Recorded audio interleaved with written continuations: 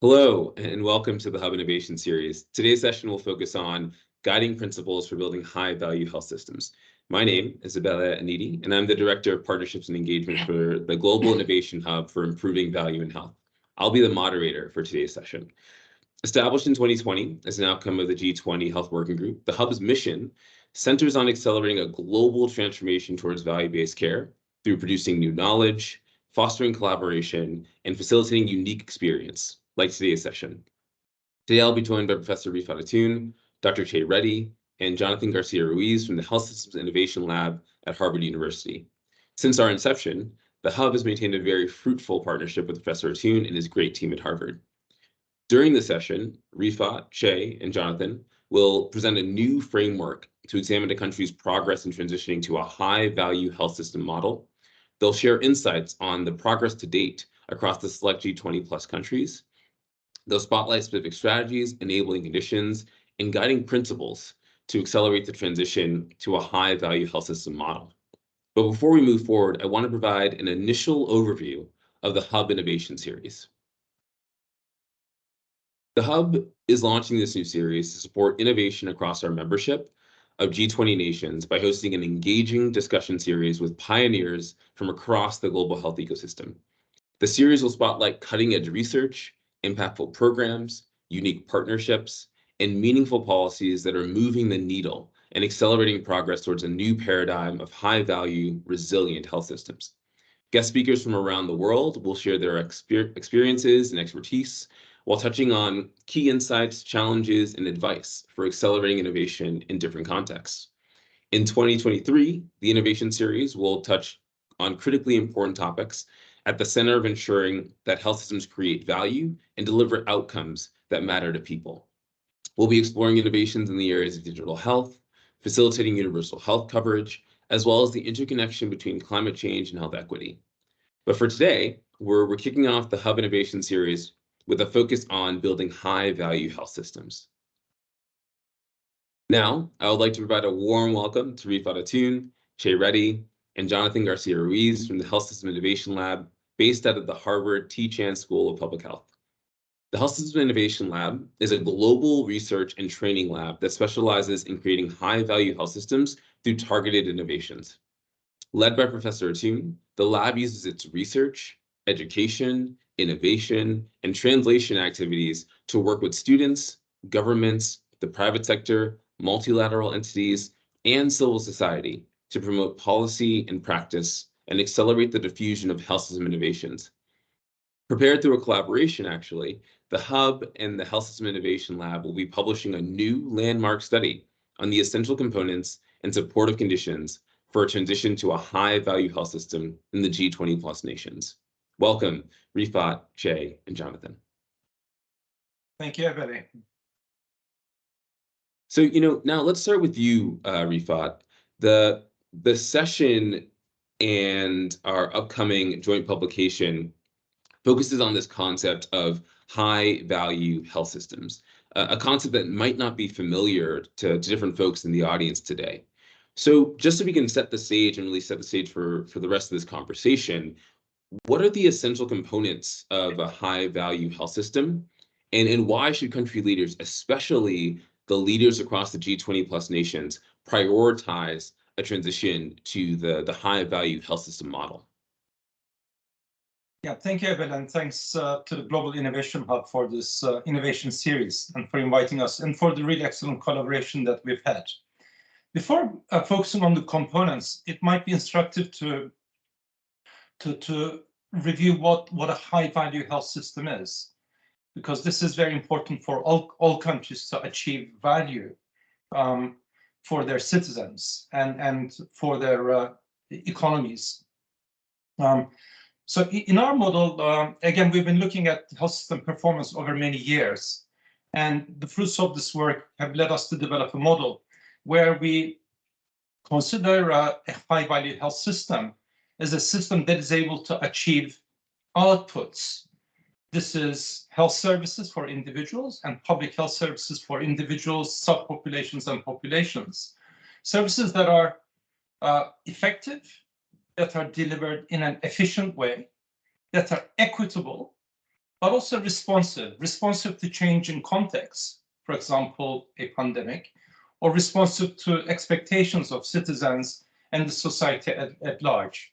So in doing so, one is able to achieve both value for money by developing and creating and producing effective outputs, services that are delivered efficiently, but very importantly, value for many. So these services that are delivered in a way that are equitable and responsive. In turn, these outputs are then used to produce a set of outcomes at population level, namely improving health, providing financial protection, and ensuring user satisfaction. And we're interested in improving both the level, average level, but very importantly, the distribution of these benefits that the system produces. Now, over the last 8 years, we've been looking at how do we get there in terms of what are the components that need to be in place to design and develop a high-value health system. And during the pandemic, I actually wrote a book on building high-value health systems, which enabled me to really reflect on these issues and years of work. And also work with a number of countries around the world. And we have identified 10 critical components that need to be in place for countries to transition to high-value health systems. The first and foremost of these is digital data systems. Critically important really to be able to collect data in a timely manner. But very importantly, data alone are not enough. We need to have analytics. We need to be able to analyze these data to provide intelligence and insights into what's happening in countries. We need to also be able to analyze how a country or a system or a subsystem or an institution is doing in relation to the past, and also in relation to what is being achieved by others. So longitudinal benchmarking, looking at performance over time, but also comparative benchmarking, comparing what countries are achieving. We also need to put in place cost measurement systems. We need to understand how much does it cost to produce these outputs, and also outcome measurement systems. What are we getting out of the system in terms of effectiveness, efficiency, responsiveness, and equity, taking into account outcomes that really matter to individuals and patients as well. The sixth component is integrated care pathways with bundled services. Very important to use these digital capabilities to look at the care process horizontally to ensure that these are delivered for the individuals as and when they need them consistently in an effective, efficient, equitable, and responsive way. And to transition to a high-value health system, one has to transition to value-based payment models that rewards achievement of value rather than payment for inputs that characterize for many health systems around the world and create barriers to creation of value. And of course, in systems where the transactions are based on procurement, one has to develop value-based procurement. So rather than buying commodities or paying for technologies, one actually develops system to procure solutions that generate value, and then the benefits are shared by those producing the solution, but also those that are actually benefiting from the solution. The eighth component is integrated provider networks. That's critically important to be able to provide services across the care continuum, all the way from health education, awareness, screening, prevention, early diagnosis, treatment, care, and post-care follow-up.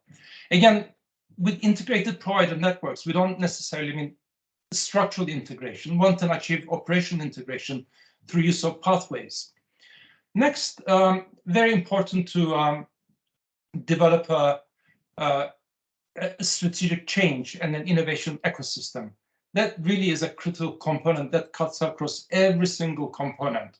Without the strategic change, it will be very difficult to introduce any of these innovations and scale them up at systems level. Thank you so much, Rifat. That's incredibly insightful. And I think to your point, and as you also referenced in your book that came out a few years ago, these are really the building blocks, the foundational building blocks of trying to transition to a model that is better suited to take on the challenges of today, but also the challenges of the future. So it's really helpful to see a really comprehensive display and a comprehensive approach for developing and cultivating a truly high value system that delivers, again, not just value for money, but value for many. So why don't we now, let's bring Johnattan into the conversation. Johnattan Garcia Ruiz is a senior associate with the Health Systems Innovation Lab. Johnattan, you and I had the pleasure of working together on the new study that'll be coming out as a joint collaboration between the Hub and the Health System Innovation Lab. You were at the forefront of leading the secondary research and interviews with technical experts from across the G20 plus nations. So from your perspective and thinking about the work that you did, across the research and the interviews that you conducted with technical experts, what were the most interesting insights on the progress to date towards a high value health system model in the G20 plus nations? Were there any promising developments or cross-cutting challenges that you noticed as you were conducting the research for this new study? Yes, absolutely. The first thing is that we are very excited that there are so many things happening around the world and especially within the G20 plus community regarding moving to a high value health system. That's very encouraging because that means that there's a lot of leadership, a lot of enthusiasm into promoting a value-based healthcare. Nevertheless, we also find that there is like a gap between the ideas and the implementation of those ideas. So, for instance, our survey identified that every single country that participated in the study has a lot of health providers using digital technologies. So that's a given. We know that people are using digital technologies within the healthcare system. Nevertheless, when we ask them, like, where were the unified health records, where the unified health systems, we didn't find those, only in some cases. Data is scattered, as Professor Atun was mentioning. It's not only the use of data, but also like how we can take that analytic capacity and then transform those health systems. So those were things that we saw in this. We know that there are a lot of support within the ministries of health, within the secretaries of health, within the leadership of the health system in order to promote and improve. But we have to move towards an implementation phase in every country in order to take all these components to make sure that we can enhance health systems capability to create value. So one of the things that we saw is that some countries have had very successful implementations on, for instance, value-based payment models or value-based procurement achievements. Nevertheless, this is not the case for all of the countries. So we know that there is a cross-learning opportunity within the countries in order to learn from each other, to scale up those interesting in scenarios in which we have seen that maybe in local communities, maybe in local governments, some things are being done, but they have not been scaled up. So this is an interesting way for us to identify those cases to perhaps like show how other countries can learn from each other, and that's very helpful. One of the things that countries are been doing great is making sure that they can improve on the cost measurement systems, and that's amazing because we know that that's important for us to track all the investments that we are doing within the health system. But the outcome measurement system is something that can definitely improve because we know that we can only improve in order to identify which technologies and which investments are creating value for patients, for providers, and for payers. So again, this is an interesting tool that can allow countries to identify how they are, how they can compare with others, and also how they can improve in different areas in order to continue in that value-based pathway and on the transformation of the health system towards a high-value health system. So before we move on here, Johnattan, just a quick follow-up. I know that on the screen we had an example of I guess it looked like a radial chart, and I was curious if there was if you could just provide a bit of context in terms of where this fits in the study and what this is intended to show.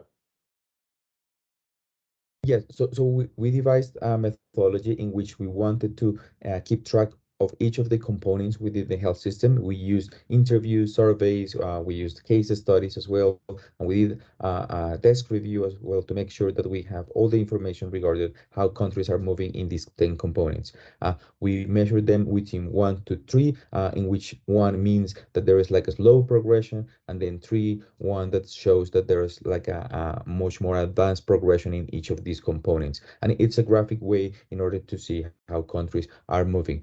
Our idea was not to create a ranking. This is not like a contest in which how countries are doing. This is like an opportunity for us to first see the country as general, as a group, as a community, and find those opportunities for cross-learning and also for self-assessment. We know that there's leadership, and we know that this kind of initiative can help governments to identify where are the places where they have more opportunities to grow and to improve, and that's where we are like putting our own grain of salt in order to help those countries to keep moving forward.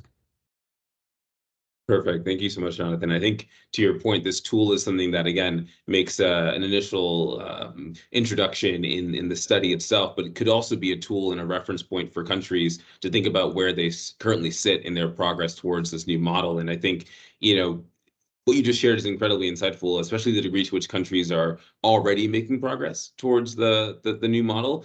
And yet there are still real, tangible opportunities to accelerate progress moving forward. So now, I'd love to bring in Che, Dr. Che Reddy. Che is another member of the Health System Innovation Lab, where he serves as an associate director. Che, Johnattan, and I have been working together for quite some time now, especially within the context of the study. In addition to introducing the essential components, the study also highlights the supportive conditions to drive a transition to this high-value health system model. And so, Che, for countries looking to improve their health systems, what are the critically important enablers to accelerate that transition to the proposed high-value health system model? Yes, no, thank you, Ebele. And first, thank you for the opportunity. It's been wonderful to work with you and the entire team. Some perhaps a caution. There's no magic pill, of course, as with everything in life, that countries could pursue to advance the transition. But as we note in the study, there are at least 5 what we call major critical enabling factors that countries could prioritize and accelerate their transition. These are a national kind of strategy, leadership, financing, data, and innovation. And I'll go through each one. So the first one, development of a national HVHS transition strategy, really confers 3 benefits. The first is a process to engage the critical health system stakeholders that will be needed to develop a value agenda. The second is using this platform to identify the major priorities a country wants to pursue in relation to the high-value health system model. And the third, it helps to generate the necessary political commitment and capital that will support this transition over the longer period of time. Of course, it also helps to align this strategy with the developmental agenda of the state and various other considerations, political, economic, and social, that always impact health system reform. The second major factor is leadership. And here I can't emphasize this enough, Ebele. Countries have to move away from the current zero-sum game that characterizes stakeholder engagement in many countries to one in which they're better able to work together. So based on this understanding and recognition that each stakeholder has a role to play, based on their different capabilities, strengths, and aspirations, they have to find a way to advance the health transition strategy together. The third component is financing. And while financing may not be required, huge amounts may not be required, and the HVHS model will unleash value over the long term, certainly there will be some funding required in the initial short term to medium term to fund demonstration projects, to develop minimal viable innovations in relation to the national HVHS transition strategy, and also to provide initial capital costs to introduce the data systems we mentioned before, some of the operational reorganization of care around the patient, and to develop new entities that might be involved in regulation, certification of new technologies, registries, and so on. The fourth enabling factor, Sarah, is concerned with data. And here, it really is imperative that a platform can consolidate country-level data into an integrated data set that will allow cross-country comparison, analysis, and research about what works, what doesn't work at the system level. This could be a public good that could help to inform policy and practice, and could even inform insights in an annual publication that could be presented to member states and other critical global health fora. And then finally, innovation is going to be fundamental. Innovation in new products, delivery mechanisms, policies, programs, and institutional arrangements is going to be needed to drive this transition to the HVHS model. But not just innovations, health systems will need to reform themselves to enable rapid uptake and expansion of these innovations to achieve large-scale population-level impact. So Ebele, these are some of the 5 enabling factors: a transition strategy, financing, distributed leadership, innovations, and data that countries could pursue to advance and accelerate this transition to the HVHS model that's already underway in many countries. Thank you so much, Jay. That was concise, insightful, and incredibly effective in conveying the supportive conditions, right? The supportive ecosystem that can really help to accelerate the progress that's already unfolding, to your point, across G20+ nations, but to accelerate it with a bit more of a specific strategic focus on where and how that country's going to be able to take that step forward towards this more comprehensive, high-value health system model. Thank you so much, Jay. So let's bring back Rifat, and then I think as we look to the path forward, Rifat, for the folks tuning in to today's conversation, they may be wondering how can they apply this model within their own context. I think maybe just 2 questions here as we look to the future for invested stakeholders across the G20+ nations. What are some guiding principles that they should consider with the aspiration of pursuing this transition to a high-value health system model? And then, what are your own aspirations for this model and the new insights that are coming out from our joint study together? Where do you hope the work goes from here?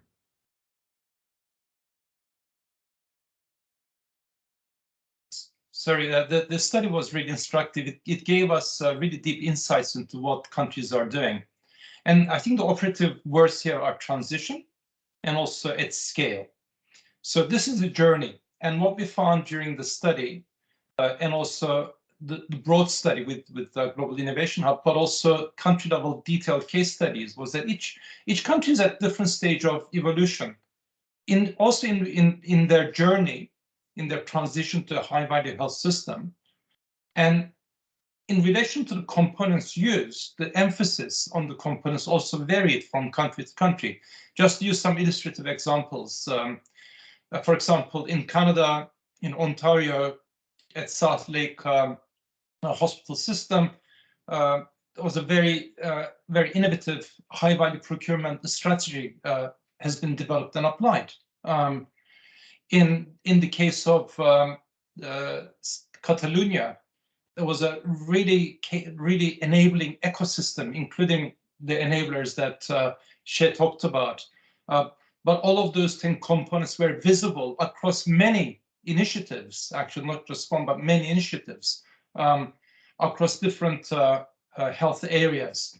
In the case of UK, for example, Getting It Right First Time initiative that initially focused on orthopedic surgery procedures, then that was scaled up to cover other procedures, and initially starting with a few hospitals and now has been expanded to many hospitals. In Singapore, similarly, initial focus was starting with developing pathways for managing hip fractures, very important for for a country like Singapore that has an aging population. But those principles were then used to put in place those components but now there's an explicit strategy of the country to transition to high-value health system. So these insights are critically important and is informing our work going forward. So coming back to your question, so where do we go from here? First of all, the study and the case studies were very, very important, really understanding what's happening. As Shay said, there is no one size fits all. There's no magic bullet. Different countries will transition to high-value health systems over time using different approaches. So one might start with a procedure or with an episode of care or with a disease. For example, in Saudi Arabia, efforts initially focused on introducing care for diabetes in one institution with many of these components put in place, and this provided a really excellent learning environment to transition and replicate the model. And the countries will change the scope of what is provided, but also the scale. So one could start at a department level, at an institute, at a hospital level, at an institution, at a network, or then transition to system level.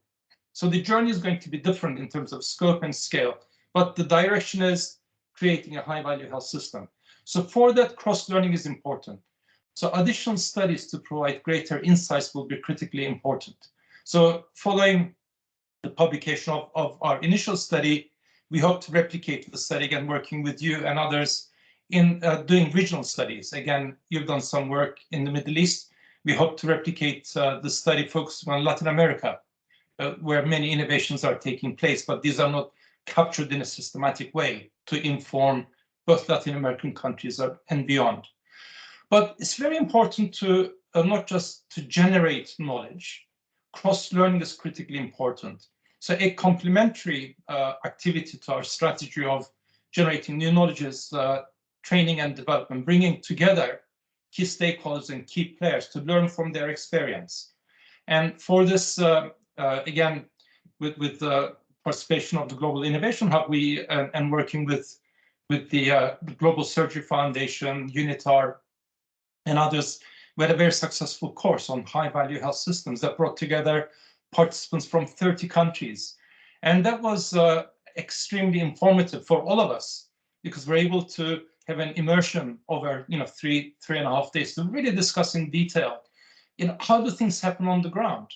Why and how and why not, as the case might be, and what might be the direction of travel given where a country is. So it was very important to discuss and learn in a safe environment some of these developments, and to create a learning network as we've done. So that's the third element.